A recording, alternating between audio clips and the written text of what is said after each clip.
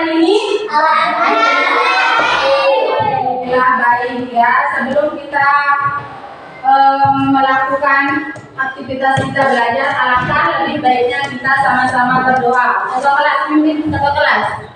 Duduk rapi, duduk siap, kita berdoa mulai.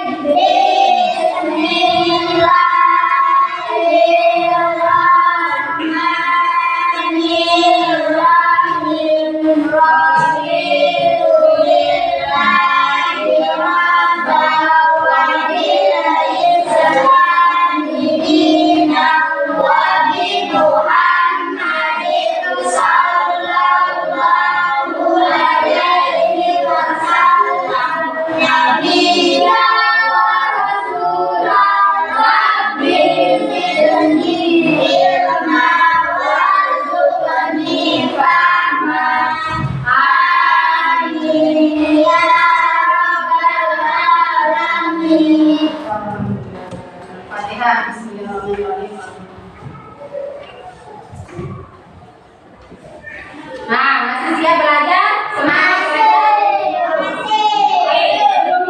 Sebelum itu kita tepuk semangat dulu. Siap? Siap. Untuk menambah semangat kita dalam belajar ya. Tepuk semangat.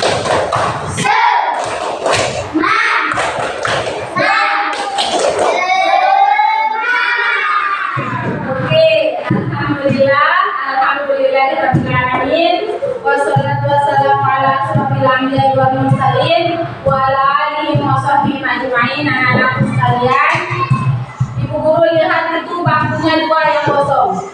Kenapa temennya? Sakit? Ya, kita doakan temennya yang tidak masuk, semoga diberikan kesehatan oleh Allah Subhanahu wa taala sehingga bisa mengikuti belajar ya. Oke, alhamdulillah Allah masih memberikan kita berbagai macam nikmat, terutama nikmat sehat, nikmat sempat, sehingga kita bisa melakukan aktivitas kita ya, belajar menuntut ilmu di sekolah. Oke, kita lanjutkan pelajaran kita hari ini. Minggu kemarin kita belajar tentang surah Al-Imran dan surah Al-Baqarah. Nah, pada hari ini kita melanjutkan pelajaran kita tentang ketika kehidupan telah berhenti. Sebelum itu, ada yang masih ingat tak? Ibu guru tanya, rukun iman itu ada berapa? Pertama,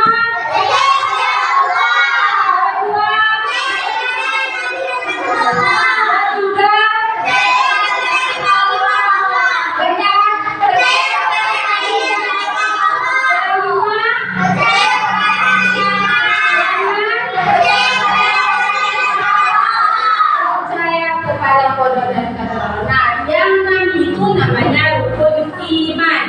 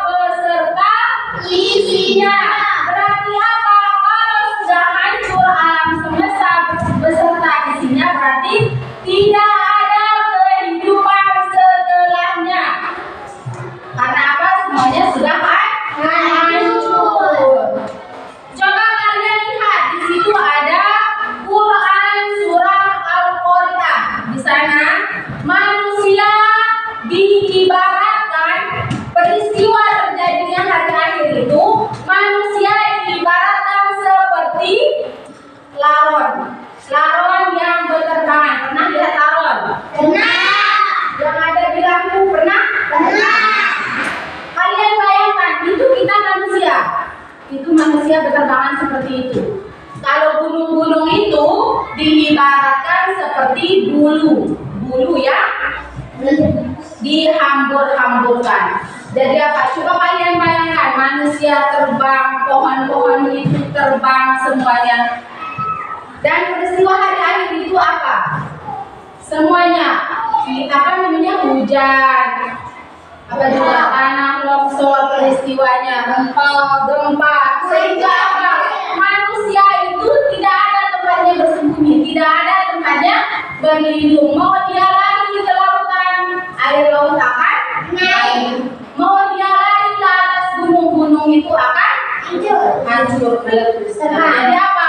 Tidak ada tempat manusia berlindung. Nah, tapi kalau manusia yang sudah banyak amal ibadahnya, manusia itu akan ikhlas, sudah ridho akan terjadinya hari atau hari kiamat. Nah, sekarang apa?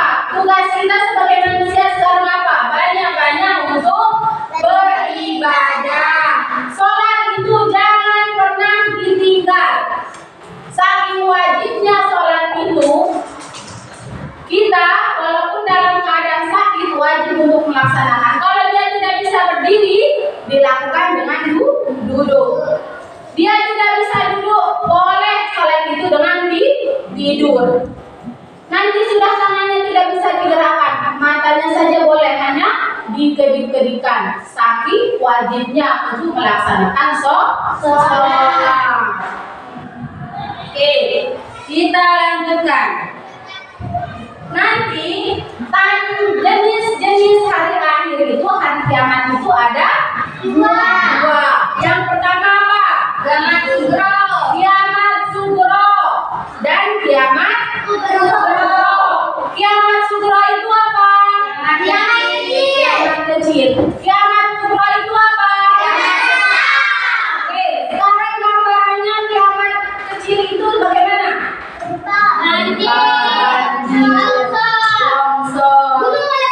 Gunung meletus. Itu gambarannya kalau sudah kiamat kecil. Kalau besar, kubro, bagaimana? Semuanya akan hancur. Semuanya kiamat, gempa, hujan di situ. Sehingga seluruh alam semesta ini dan isinya akan hancur. Itu kalau kiamat kubro. Nah, kita lanjutkan. Setelah terjadinya hari akhir, manusia itu akan mati atau hidup? Mati. Tapi nanti akan dibangkitkan oleh Allah. Kita dibangkitkan atau tidak?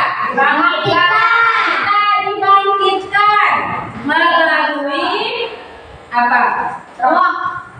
Roh kita akan pindah alam ke alam. Nah, kalian lihat halaman 167.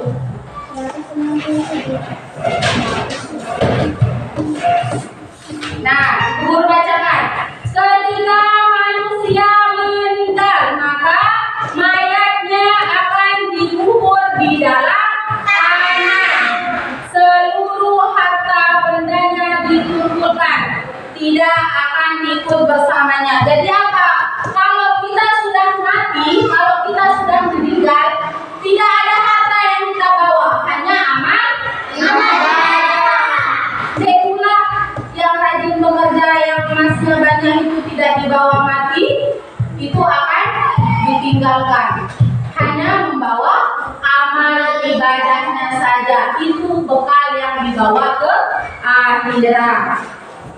Nah, di alam kubur, roh manusia akan didatangi oleh dua malaikat, yaitu malaikat siapa?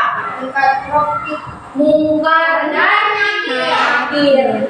Kedua malaikat tersebut akan menanyai kita di dalam kubur. Kalau bagi orang yang beriman, siapa yang mencatatnya? Nah, jadi yang mana amalnya akan dicatat oleh malaikat mati. Mungkar. Kalau yang amal ibadahnya jelek akan dicatat oleh malaikat Nakir. siapapun yang banyak amal ibadahnya, alam kuburnya itu akan terang, akan luas, tidak sempit. Yang sempit alam kuburnya itu bagi orang-orang yang pelit, yang banyak dosa semasa hidupnya, banyak melakukan kejahatan. Oke, nanti ada tahapannya kita di akhirat, ya. Setelah kematian ada namanya apa? Perangkat. Jadi setelah kita melewati kematian, ada tahapan di akhirat yang akan dilalui manusia untuk menerima balasan dari amal ibadahnya ketika di dunia. Yang pertama apa? Yaitu lihat yang nomor 1 ada namanya Yaumul Ba'ats atau hari kiamat, kebangkitan. Nah, setelah kita dikubur ada namanya Yaumul Ba'ats, kita akan dibangkitkan. Itu namanya Yaumul Ba'ats atau hari kebangkitan. Lihat dalam surah Al-Mu'minun ayat 16 yang berbunyi Bismillahirrahmanirrahim. Tsumma innakum yaumal qiyamati tub'atsun. Artinya, dan kemudian sesungguhnya kamu akan dibangkitkan dari kuburmu pada hari kiamat. Jadi setelah hari kiamat itu terjadi, semua manusia mati, semua alam semestanya ini hancur, kita akan dibangkitkan. Yang pertama hari yang kita lewati adalah Yaumul Ba'ats atau hari kebangkitan.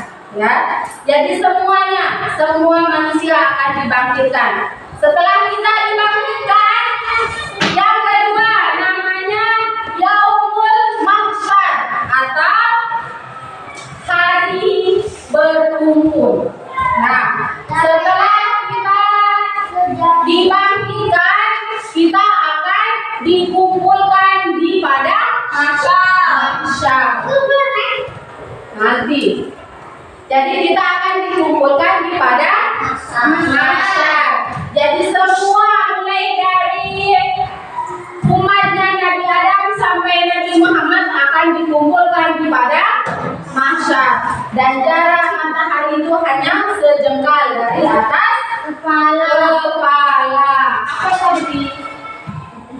Ya, jadi jengkal dari matahari, kepala itu hanya sejengkal. Itu di padang mahsyar. Tapi yang banyak amal ibadahnya akan dipanjui oleh perbuatan-perbuatan baiknya. Panas di sana dan sangat luas. Jadi dari umatnya Nabi Adam sampai Nabi Muhammad itu akan dikumpulkan. Jadi umatnya Nabi Muhammad akan kumpul di satu tempat, Nabi Adam dikumpulkan satu tempat, ya. Oke, yang ketiga ada namanya Yaumul Hisab. Setelah hari berkumpulnya kita, dikumpulkannya kita akan melewati Yaumul Hisab atau hari perhitungan. Nah, jadi bisa dibaca Yaumul Hisab artinya hari perhitungan, yaitu hari dihitungnya amal perbuatan manusia ketika hidup di dunia. Jadi apa? Nanti Yaumul Hisab yang banyak, pertama misalnya Le Jailani maju, ya yang pertama ditimbang amalnya, amal ibadah perbuatan baiknya ditimbang di kanan, amal gurunya ditimbang di kiri. Mana yang lebih berat? Perbuatan baiknya atau perbuatan jahatnya? Nanti kalau perbuatan baiknya yang lebih banyak, otomatis dia masuk ke mana? Masuk surga. Kalau perbuatan jahatnya yang banyak, berarti dia masuk mana tadi? Masuk neraka. Jadi itu kalau mau masuk surga otomatis harus lebih banyak amal baik. amal ibadahnya, saling menolongnya, bersedekahnya, sholatnya, puasanya itu harus lebih banyak. Itu kalau mau masuk surga. Ya, semoga kita semua akan masuk surga. Amin ya rabbal alamin. Nah, setelah kita melewati hari penimbangan atau yaumul hisab itu, kita akan melewati namanya yaumul mizan atau hari penimbangan. Seperti guru katakan tadi, kalau amal ibadahnya berat akan masuk surga. Kalau amal jahatnya yang lebih berat berarti dia masuk neraka. Nah, setelah ditimbang dua-duanya, ada namanya yaumul jaza, hari pembalasan. Jadi ya tahu menerima hukuman ke. Di situ kita menerima hukuman kita, apa yang telah kita perbuat di dunia. Jadi apa? Kita di dunia ini hanya sementara. Jadi di mana kita akan hidup kekal? Di surga, di akhirat. Kita akan hidup kekal hanya di akhirat. Kalau di dunia ini kita hidup sementara. Jadi di dunia ini istilahnya kita menabung amal kebaikan kita, perbuatan baik kita. Nanti kalau sudah banyak tabungan amal baiknya, perbuatan baiknya, kita akan menerima balasannya di akhirat. Siapa yang mau masuk surga? Pasti kita semua masuk surga. Tapi surga itu harus ada syaratnya, seperti guru katakan tadi. Sholat itu jangan ditinggal, perbuatan baiknya jangan dilupakan, ya. Jadi itu salah satu cara kita untuk masuk surga. Oke. Coba sekarang itu guru tanya. Tanda-tanda kecil yang menunjukkan akan datangnya hari kiamat itu apa saja? Yang pertama, munculnya berbagai fitnah, ya. Jadi kalau zaman sekarang yang salah itu bisa jadi benar, yang benar bisa jadi salah. Itulah ngerinya, ya, dari yang namanya fitnah, ya. Jadi jangan sering, ya, misalnya ya saya ini mukul baturnya atau mukul temannya lain, tapi nanti dilimpahkan kesalahannya ke zul. Itu sudah menunjukkan fitnah. Ujung-ujungnya apa?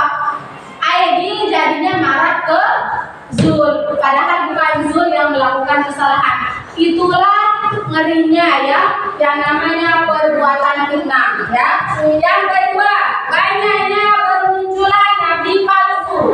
Jadi setelah Nabi Muhammad itu tidak ada nabi, ya, tidak ada nabi setelah Nabi Muhammad, karena Nabi Muhammad adalah nabi yang terakhir.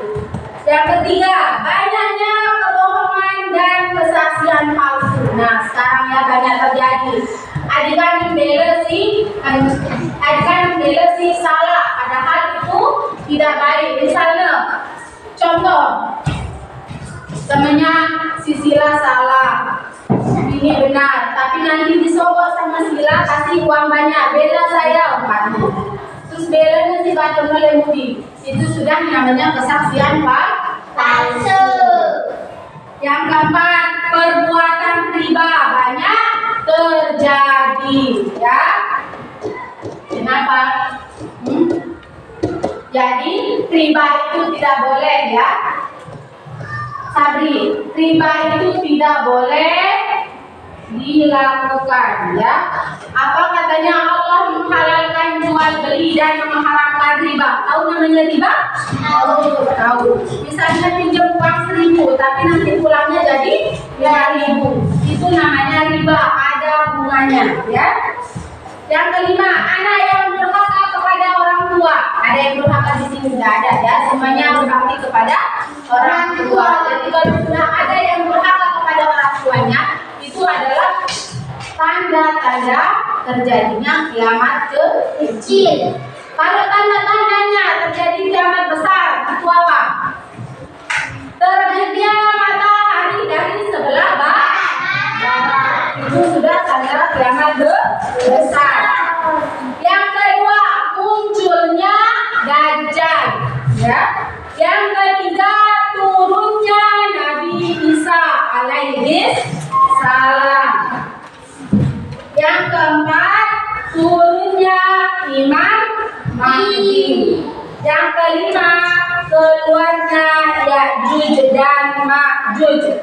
Yang keenam, munculnya binatang melata di bumi. Apa itu? Pernah lihat belum ya? Selanjutnya, munculnya dukhon atau awan debu, asap di timur dan barat. Yang terakhir, terjadinya gerhana di timur, barat, dan di Jazirah Arab. Nah, itu adalah tanda-tanda besarnya akan terjadi hari kiamat. Nah, jadi hari kiamat itu juga tidak ada yang tahu kapan terjadinya, tidak ada yang tahu, hanya Allah Subhanahu wa Ta'ala yang tahu kapan terjadinya itu. Ada yang tahu kapan dia mati? Tidak ada kita yang tahu kapan kita mati. Mau dia muda, anak kecil, bayi, baru lahir, tua, itu tidak ada yang tahu kapan kematian itu datang. Begitu juga hari kiamat, tidak ada yang tahu. Nah, kematian itu kapan saja bisa terjadi, ya. Makanya Allah selalu bilang, Nabi Muhammad selalu memperingati kita, sering-seringlah berbuat baik. Siapa yang mau mati dalam keadaan husnul khatimah? Semua kita, ya. Kita mati dalam keadaan yang baik. Jadi caranya sekarang bagaimana? Bagaimana caranya kita mati dalam keadaan husnul khatimah? Bagi yang sering membaca Al-Quran, pasti matinya akan dalam keadaan membaca Al-Quran. Kalau orang yang sering mabuk, berjudi, pasti matinya dalam keadaan mabuk. Itulah, ya. Jadi setiap langkah kita itu harus diiringi dengan berzikir, ya. Jadi kalian berangkat sekolah jalan kaki pagi-pagi itu tidak sia-sia. Rumput yang kalian lewati, batu yang kalian lewati, itu juga ikut mendoakan langkah kita, ya. Jadi seleka-leka anak sekolah, rumput yang dilewati, batu yang dilewati akan didoakan oleh yang itu, batu, rumput itu. Dia berdoa apa? Oh, anak ini mau berangkat sekolah. Jadi, ya Allah, berikanlah dia ilmu yang barokah, ilmu yang bermanfaat. Itu katanya. Sebelum orang menangkat sekolah, dalam keadaan hatinya itu marah, uang jajannya kurang, kan itu sampai sekolah itu tidak fokus belajar, ya. Sering tidak terjadi itu, tidak ada ya di sini. Jadi mau dikasih uang jajan banyak, dikasih uang jajan sedikit, itu disyukuri dengan ucapan Alhamdulillah. Alhamdulillah.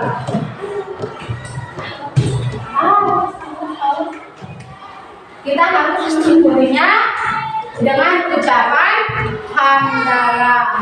Alhamdulillahirabbil alamin. Jadi juga, ya, sebelum berangkat sekolah harus minta izin dulu kepada orang tuanya, minta doa kepada orang tuanya. Bapak, Ibu, doakan saya semoga saya mendapatkan ilmu yang bermanfaat. Jangan lupa cium tangan orang tuanya, ya. Pulang sekolah juga harus salam cium tangan kedua orang tua, ya. Ada pertanyaan? Tidak ada. Apa Sabri?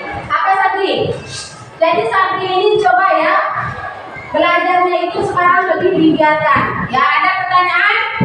Tidak ada. Ada pertanyaan? Tidak ada. Oke, kita